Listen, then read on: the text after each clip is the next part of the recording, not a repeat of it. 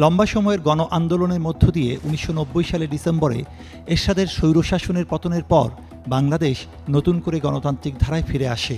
১৯৭৪ সালে প্রবর্তিত রাষ্ট্রপতি শাসিত সরকারের অবস্থান থেকে সংসদীয় গণতন্ত্রে পুনঃযাত্রা শুরুর সিদ্ধান্তে ঐক্যমত্যে পৌঁছায় বাংলাদেশের সব রাজনৈতিক দল।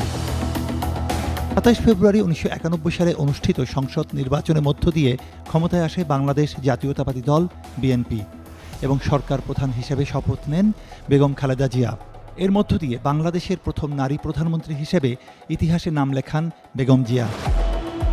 এখান থেকে শুরু বাংলাদেশের রাজনীতিতে নারী সরকার ও বিরোধী দলীয় প্রধানের দীর্ঘ অধ্যায়। সেই সংসদের বিরোধী দলীয় নেতার পদটিতে ছিলেন আরেক নারী নেত্রী শেখ হাসিনা। পরবর্তী সময়ে রাজনৈতিক ক্ষমতা পর্যায়ক্রমে ঘুরেছে মূলত প্রধান দুটি দল বিএনপি ও আওয়ামী লীগের মধ্যে, কিন্তু সরকার প্রধানের পদে থেকেছেন নারী নেত্রী। পরে সংসদ নির্বাচন অনুষ্ঠিত হয় ১৯৯৬ সালের ১৫ ফেব্রুয়ারি। এই নির্বাচনের পর স্বল্পমেয়াদী সরকারের প্রধানমন্ত্রী হিসেবে আবারও শপথ নেন খালেদা জিয়া। সংসদের একমাত্র অধিবেশনে নির্বাচনকালীন তত্ত্বাবধায়ক সরকার বিল পাশ হবার পর এই সরকার পদত্যাগ করে। নতুন আইন হওয়া তত্ত্বাবধায়ক সরকারের অধীনে অনুষ্ঠিত ১৯৯৬ সালের ১২ জুনের সপ্তম সংসদ নির্বাচনের মধ্য দিয়ে ২১ বছর পর আবারও ক্ষমতায় ফিরে আসে আওয়ামী লীগ। সরকার প্রধান হন আরেক নারী নেত্রী শেখ হাসিনা। বিরোধী দলের নেতা হন বেগম জিয়া। বাংলাদেশের ইতিহাসে তিনি সবচেয়ে শক্তিশালী বিরোধী দলীয় নেত্রী। অষ্টম সংসদ নির্বাচনটি অনুষ্ঠিত হয় ২০০১ সালের ১ অক্টোবর। সে নির্বাচনের মধ্য দিয়ে আবারও প্রধানমন্ত্রী হন বেগম খালেদা জিয়া, বিরোধী দলীয় নেতা শেখ হাসিনা। এরপর নির্বাচন অনুষ্ঠিত হয় ২০০৮ সালের ২৯ ডিসেম্বর। সেই নির্বাচনের পর গঠিত সরকারের প্রধানমন্ত্রী হন শেখ হাসিনা। প্রশ্নবিদ্ধ পরের তিনটি নির্বাচনের মধ্য দিয়ে শেখ হাসিনাই প্রধানমন্ত্রীর পদটি ধরে রাখেন। ফলে ১৯৯১ থেকে পরবর্তী ৩.৫ দশক ধরে দেশের শাসনভার ছিল এই দুই নারী নেত্রীর হাতেই।